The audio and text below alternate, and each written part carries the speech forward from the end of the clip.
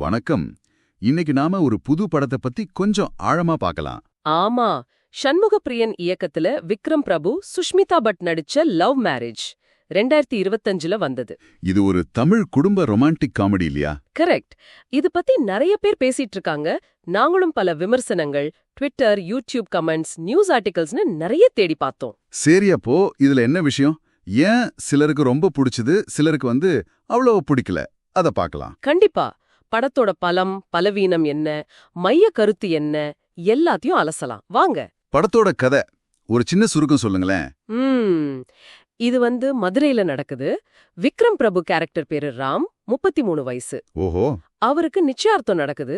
ஆனா அப்போ Covid lockdown வந்துருது. ஆமா. அதுல வர்ற சிக்கல்கள், காதல், குடும்பத்தோட பிரஷர்.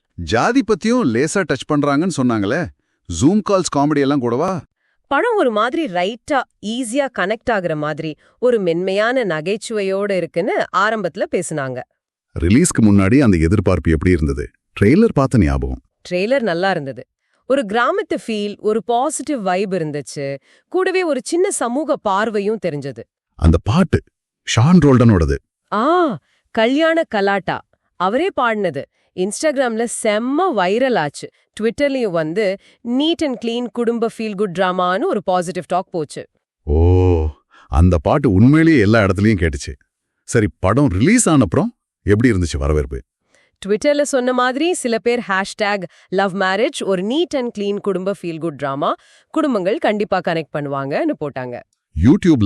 யூடியூப்ல விக்ரம் பிரபுவோட அந்த மதுரை ஸ்லாங் காமெடி, அப்புறம் சுஷ்மிதா பத்தோட நடிப்பு, புதுமுகம்னாலும் நல்லா பண்ணிருக்காங்கன்னு பாராட்டினாங்க.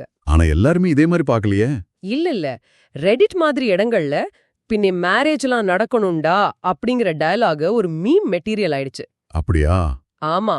சிலர் இத அசோகவனத்தில் அர்ஜுன கல்யாணம் படத்தோட கம்பேர் பண்ணாங்க. சிம்பிளா நம்ம லைஃப்ல நடக்கிற மாதிரி இருக்குன்னு. ஆனா விமர்சகர்கள் அவங்க என்ன சொன்னாங்க? அவங்க பார்வை கொஞ்சம் வித்தியாசமா இருந்தது. Times of India, Cinema Express 2 பேருமே 2.55 தான் கொடுத்தாங்க. படம் ஓகே, ஸ்வீட்டா இருக்கு, ஆனா ரொம்ப யூகிக்க முடியுது, கொஞ்சம் பழைய ஸ்டைல் குடும்ப படம் சொல்லிட்டாங்க. நியூ இந்தியன் எக்ஸ்பிரஸ் கூட அதே தான் சொன்னாங்களா? கிட்டத்தட்ட. முன்னணி நடிகர்கள் நல்லா நடிச்சிருக்காங்க, ஆனா சப்போர்ட்டிங் கேரக்டர்ஸ் கொஞ்சம் வீக் அப்படின்னு சொன்னாங்க.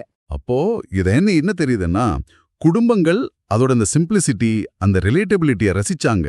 விமர்சகர்களுக்கு கதை ரொம்ப ப்ரெடிக்டபிளா இருந்தது, ஒரு குறையா தெரிஞ்சது. அதேதான். படத்துக்கு எது பிளஸ்ஸா அமைஞ்சதுன்னு பார்த்தா, முதல்ல விக்ரம் பிரபுவோட நடிப்பு ரொம்ப இயல்பா ஒரு மென்மையா பண்ணியிருந்தாரு. ஆமா, அது நிறைய பேர் சொன்னாங்க.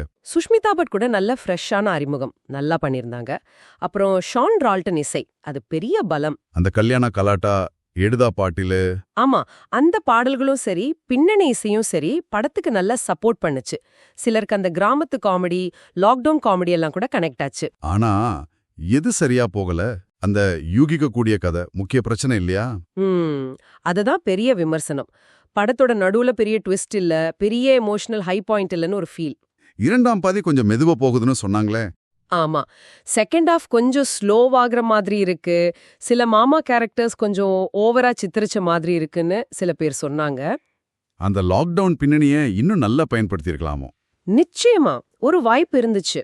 அதே மாதிரி ஜாதி மாதிரி விஷயங்களை லேசா தொட்டுட்டு போறாங்களே தவிர ஆழமா போகல. அந்த சிக்கன் இல்லாத பிரியாணி உதாரணம் சொன்னாங்களே. ஆமா, அது எப்படி சொல்றது, பார்க்க நல்லா இருக்கு, சாப்பிட்டா ஆறுதலா இருக்கு, ஆனா ஏதோ ஒன்னு குறையுதுங்கிற மாதிரி ஒரு உணர்வு. டெக்னிக்கலா எப்படி? டைரக்டர் சண்முகப்பிரியன் முதல் படம், ஒரு டீசென்டான அறிமுகம்னு சொல்லலாம். நம்பிக்கையா பண்ணிருக்காரு, ஆனா இன்னும் கொஞ்சம் தைரியமா பண்ணிருக்கலாமோன்னு தோணுச்சு. திரைக்கதை சில இடங்கள்ல நல்லா இருக்கு, ஆனா முதல் பாதி கொஞ்சம் இழுவ, 2ஆம் பாதி இன்னும் கொஞ்சம் பலமா இருந்திருக்கலாம். ஒளிப்பதிவு மதன் கிறிஸ்டோபர் கிராமத்தை அழகா காட்டுது, ஆனா ரொம்ப தனித்துவமான ஷாட்ஸ்ன்னு சொல்ல முடியல. இசைதான் படத்தோட பெரிய ஹைலைட். ஷான் ரோல்டன் சூப்பரா பண்ணியிருக்காரு. Editing Bharath Vikraman comedy scenes நல்லா கட் பண்ணிருக்காரு, ஆனா டிராமா சீன்ஸ் இன்னும் கொஞ்சம் கிறிஸ்பா இருந்திருக்கலாம். வசனம் நல்லா இருக்கு, அந்த மதுரை பேச்சு ஒர்க் அவுட் ஆகுது. நடிப்புல விக்ரம் சுஷ்மிதா தாண்டி சத்யராஜ் வராருல்ல. ஆமா, அவரோட சிறப்பு தோற்றம் படத்துக்கு ஒரு பிளஸ். நல்லா இருக்கு.